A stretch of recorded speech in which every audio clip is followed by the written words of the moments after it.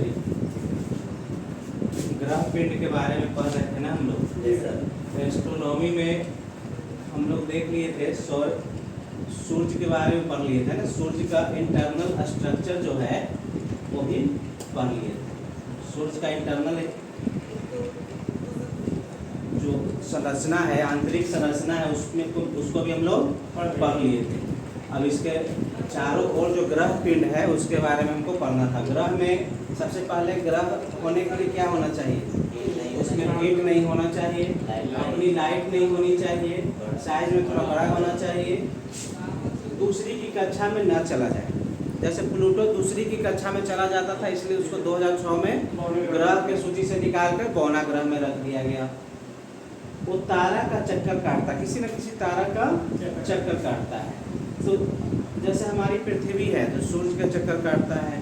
तो एक इतना क्राइटेरिया चाहिए किसके लिए? ग्रह के लिए। अब हम लोग ग्रह में देख रहे थे तो ग्रह में एक सूर्य से दूरी के अनुसार जब देखें तो मरकरी एक नंबर पे था। एक नंबर पे क्या है? मरकरी है। दूसरा नंबर पे वेनस, शुक्र। दूसरा नंबर पे शुक्र। तीसरा नंबर पे पृथ्वी यानी अर्थ। चौथा नंबर पे मार्स। इसके बीच में अब देखेंगे यहाँ पर क्षुद्र ग्रहों का पेटी है। यहाँ पे क्या है? क्षुद्र ग्रहों का पेटी। क्षुद्र ग्रह को इंग्लिश में क्या बोलते हैं? एस्ट्रॉयड। Asteroid belt.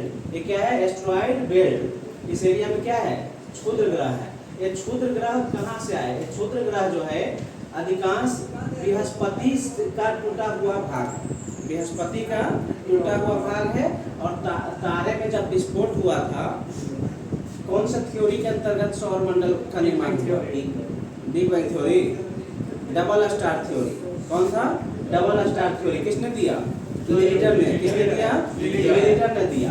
तो उसके अंतर्गत जैसे पिंड का निर्माण हुआ, उसी में से कुछ ऐसे भी पिंड का निर्माण हुआ जो बड़ा नहीं था, छोटा छोटा था। तो क्या बन गया? क्षुद्र ग्रहों का पेटी बन गया।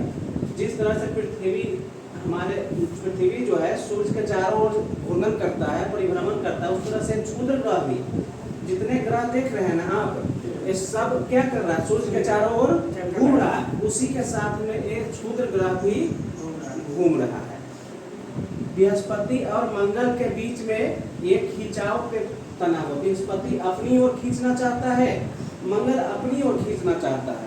तो बीच बीच में होने के कारण ना इधर जा रहा है ना एक साइड में पड़ा हुआ है। ये क्षुद्र ग्रहों की पेटी है।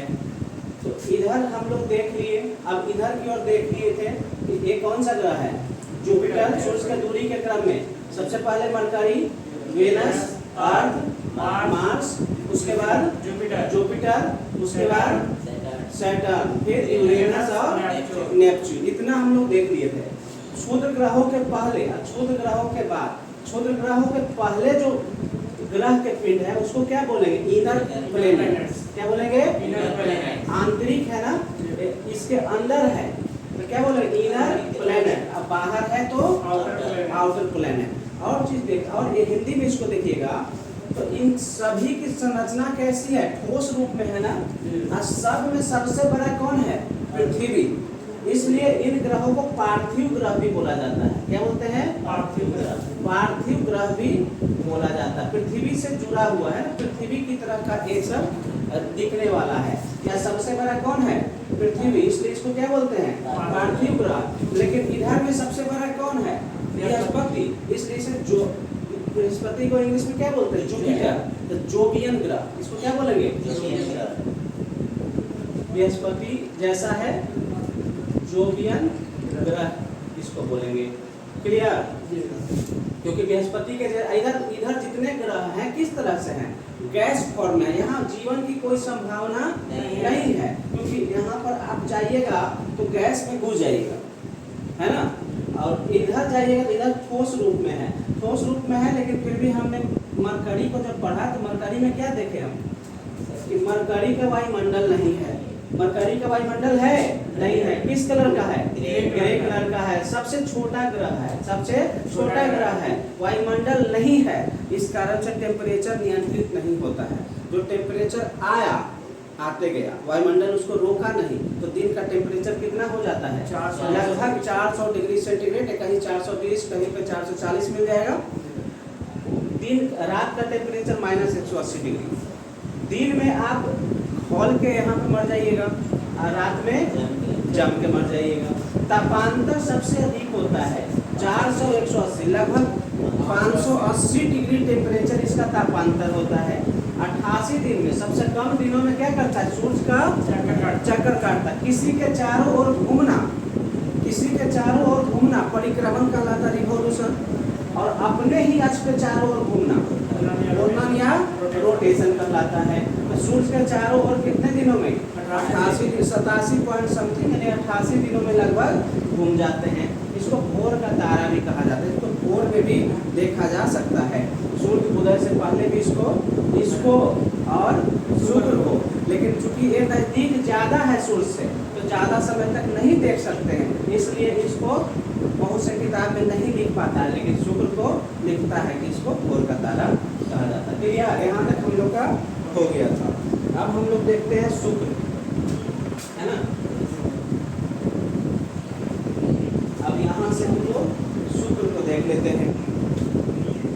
वेनस,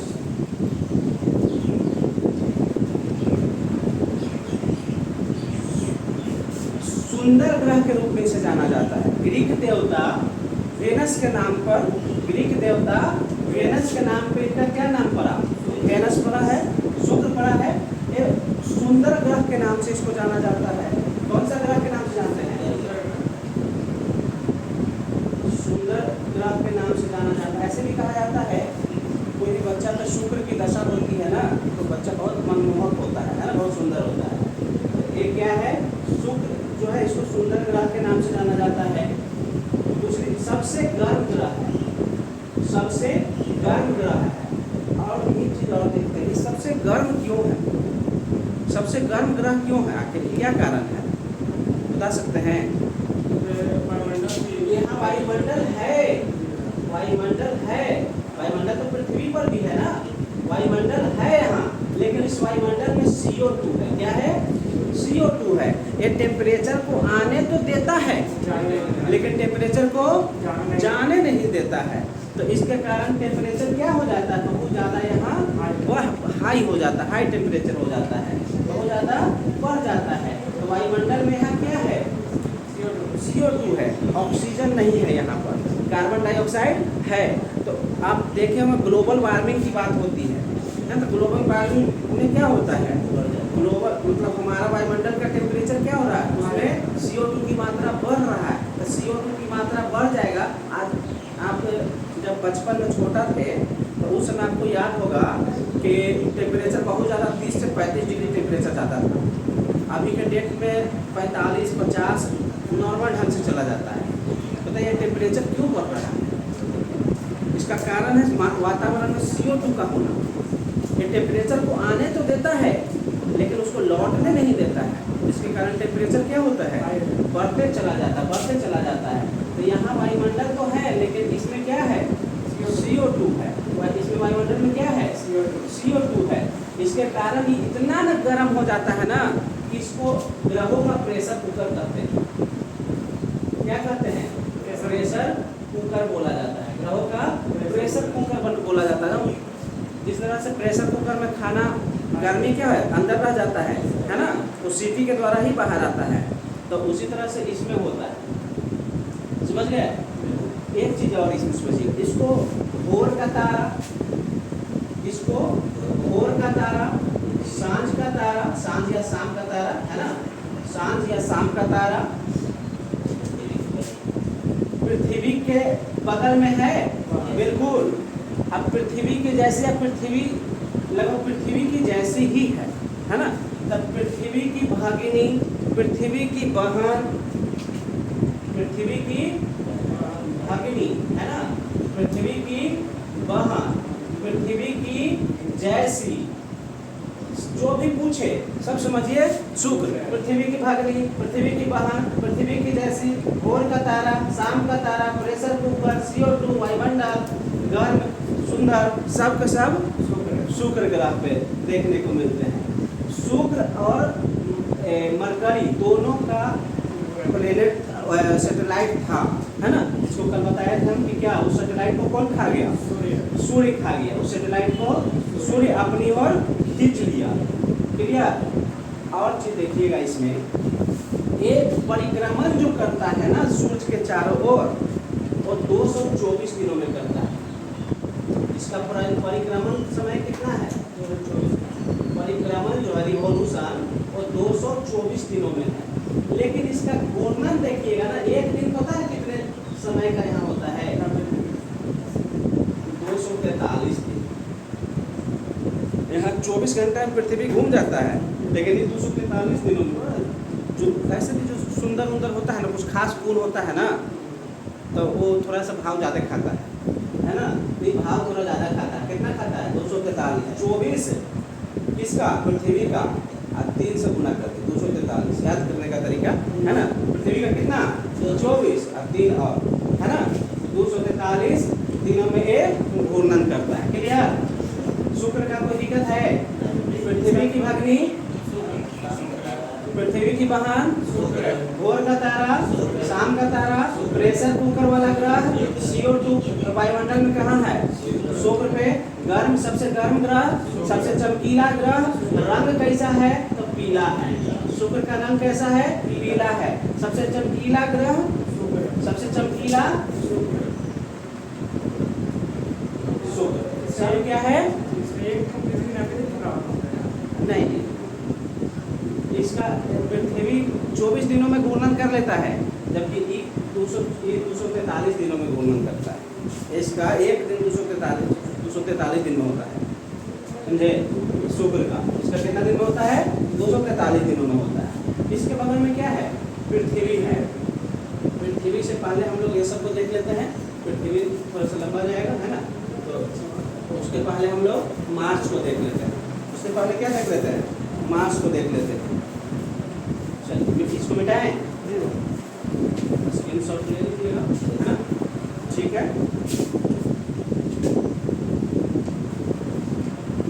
इसका घूर्णन काल कितना होता है?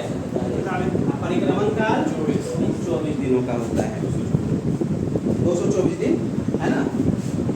अब इसके बगल में पृथ्वी है। पृथ्वी को लास्ट में देखते हैं। उससे पहले मंगल को देख लेते हैं, मार्स। मंगल का कलर कैसा है जी? लाल। मार्स, मंगल, इसकी रंग कैसी है? लाल रंग के है। किसके कारण लाल रंग है? आयरन ऑक्साइड के कारण इसका रंग क्या है? लाल है। आयरन ऑक्साइड के कारण इसका रंग क्या है? आयरन ऑक्साइड के कारण इसका कैसा कलर है? लाल कलर का है। मार्स, देखिए पृथ्वी के बाद अगर किसी पे जीवन की संभावना है तो मार्स पे। भारत द्वारा जो मंगलयान भेजा गया था, कब भेजा गया? 2013 में पहुंचा। कब वहाँ की कक्षा में? 14 में पहुंचा था। तो उसी तरह मार्स पे जीवन की कुछ संभावना है, लेकिन बाकी ग्रहों पे जीवन की संभावना, ये तो बहुत ही ज़्यादा तापांतर है, तो हो नहीं सकता है। वेनस इतना गर्म रहता है तो वायुमंडल में CO2 है। अर्थ, जिस पर एक चीज आ जाए, जहाँ जीवन की संभावना होती है वैसे क्षेत्र को गोल्डी लॉक बोला जाता है। गोल्डी लॉक मतलब ये जो एरिया है जहाँ जीवन की, वैसे भी गोल्ड मतलब क्या होता है? सोना। तो वैसा क्षेत्र जहाँ पर जीवन की संभावना हो सकती है तो उसको क्या बोलते हैं? गोल्डी लॉक बोला जाता है। तो मंगल पर भी जीवन की संभावना भी गोल्डी लॉक के अंतर्गत आ जाएगा। तो मार्स एक मंगल ग्रह है। लाल किसके कारण से होता है? आयरन ऑक्साइड के कारण होता है। मंगल ग्रह का रंग लाल, है ना? पृथ्वी से लगभग करीबतम कितना? दूसरा करीबतम। पहला करीब कौन है? वेनस, शुक्र है, और दूसरा कौन है? मंगल है। मंगल जो है ना, इसमें देखिएगा ये थोड़ा सा बदमाशी भी ज़्यादा करता है। बदमाशी क्या ज़्यादा करता है कि मंगल जो है यहाँ से एस्ट्रॉइड को खींचता है। मंगल क्या करता है? यहाँ से एस्ट्रॉइड को अपनी ओर खींचता है। और बृहस्पति इधर खींचता है, ये इधर खींचता है। यहाँ से खींचता है, ये मंगल क्या कर रहा है? घूर्णन कर रहा है। परिक्रमण और घूर्णन दोनों काम कर रहा है। तो इसको खींच लिया, खींच के अपने परिक्रमण करके कहाँ चला गया? यहाँ चला गया। अभी बताइए कहाँ गिरेगा? जो सामने आएगा पृथ्वी पर। लेकिन पृथ्वी का तो वायुमंडल है, पृथ्वी का वायुमंडल है तो पृथ्वी वायुमंडल से उसको जला देता है। लेकिन यहाँ पर जो पृथ्वी का एक उपग्रह है सैटेलाइट चंद्रमा, वहाँ तो वायुमंडल है ही नहीं, उसको कहाँ पता कि इधर से कोई खींच लिया है वो आ रहा है नहीं, तो ये जाके कहाँ गिर जाता है, चंद्रमा पर गिर जाता है। और चंद्रमा माने जब पृथ्वी भी हट गया, पृथ्वी भी हट जाए, थोड़ा अलग हो जाए, तो कहाँ गिरेगा, वेनस पर गिरेगा। और कहाँ गिरेगा, मरकरी पे गिरेगा। लेकिन वेनस का तो अपना वायुमंडल है ना, भले उसमें CO2 है, लेकिन अपना तो वायुमंडल है, वो भी जला के खत्म कर देगा। लेकिन इसका वायुमंडल नहीं, मरकरी का वायुमंडल नहीं है, इसलिए बहुत सारे उल्का पिंड जो है, एस्ट्रॉयड जो है, वो कहाँ जाके गिर जाता है, मरकरी पे। इसलिए मरकरी पे बहुत ज़्यादा कट्ठा है, मरकरी पे बहुत ज़्यादा कट्ठा है। ये है मार्स। मार्स में और उतना कुछ खास नहीं है ना। इसके बाद देखेंगे जो मार्स का 2 सैटेलाइट है, मार्स का 2 सैटेलाइट है, इसका 2 उपग्रह है। कौन कौन, इमोस और डीमोस। जिसमें पूरे ब्रह्मांड का जितना सौर मंडल है सबका सबसे छोटा उपग्रह किसका है, मंगल का ही है। कौन सा, डीमोस। कौन है, डीमोस। उसके बाद आता है क्षुद्र ग्रह। क्षुद्र ग्रह के बाद क्या है, जुपिटर। क्या है, जुपिटर, बृहस्पति।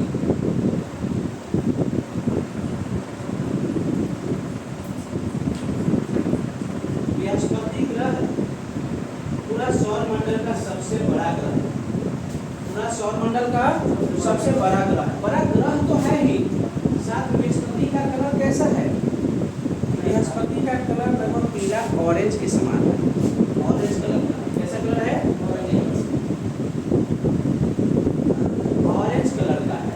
बृहस्पति का अपना सैटेलाइट लगभग 73 को, लेकिन मान्यता प्राप्त सैटेलाइटों की संख्या कितनी है, 16 को। अपना सैटेलाइट कितना उपग्रह, लेकिन मान्यता प्राप्त कितना है, आपसे पूछा जाएगा। देखिए शनि का कितना है, शनि का 62 ही है। शनि का कितने सैटेलाइट हैं, 62 है, लेकिन इसका मान्यता प्राप्त 22 को है। अब पूछेगा वहाँ पे कि सबसे ज़्यादा सैटेलाइट किसकी है, तो आपको आंसर तो होना चाहिए बृहस्पति, लेकिन होता क्या है, शनि।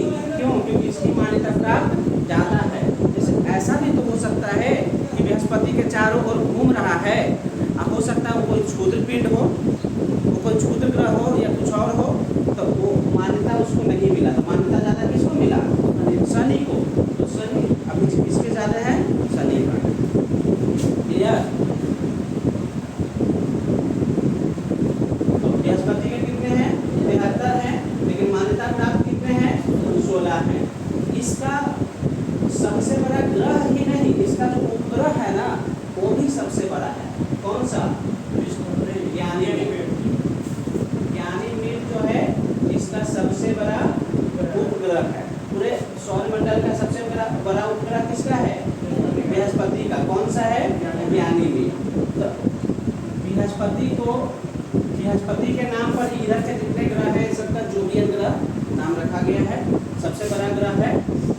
इसमें एक चीज ध्यान दीजिएगा, ये जो आपका वीनस है, सभी ग्रह पश्चिम से पूर्व की ओर, पश्चिम से पूर्व की ओर गया, इसलिए वहाँ पूर्व में क्या होता है, सूरज का उदय होता है। लेकिन वीनस कैसे घूमता है, उल्टी घूमता है, पूरब से पश्चिम की ओर घूमता है, पूरब से पश्चिम की ओर घूमता है। बृहस्पति हो गया, तो समस्या बृहस्पति में सबसे बड़ा ग्रह, सबसे बड़ा ग्रह, सबसे बड़ा उपग्रह किसका है, बृहस्पति का। बृहस्पति को उपग्रहों की संख्या 73 को, बृहस्पति के उपग्रहों की संख्या मान्यता प्राप्त 16 को। इसका कलर कैसा है, कलर कैसा है, पीला या ऑरेंज के समान, ऑरेंज है। कैसा कलर है, ऑरेंज के समान है। ये गैसीय फॉर्मेशन क्या है, गैसीय फॉर्मेट, वो अवस्था में सब नहीं। फिर देखिएगा एक चीज और है, बृहस्पति को वैक्यूम ग्रह भी बोला जाता है। बृहस्पति को वैक्यूम ग्रह भी बोला जाता है। बृहस्पति जो है ना कोई चीज को अपनी ओर खींच लेता है, वैक्यूम है ना, वैक्यूम होता है ना, किसी चीज को अपनी ओर खींच लेना, उसको क्या बोलते हैं, वैक्यूम। तो बृहस्पति को कैसा ग्रह बोलते हैं, वैक्यूम तब बृहस्पति को वैक्यूम ग्रह बोला जाता है। क्लियर?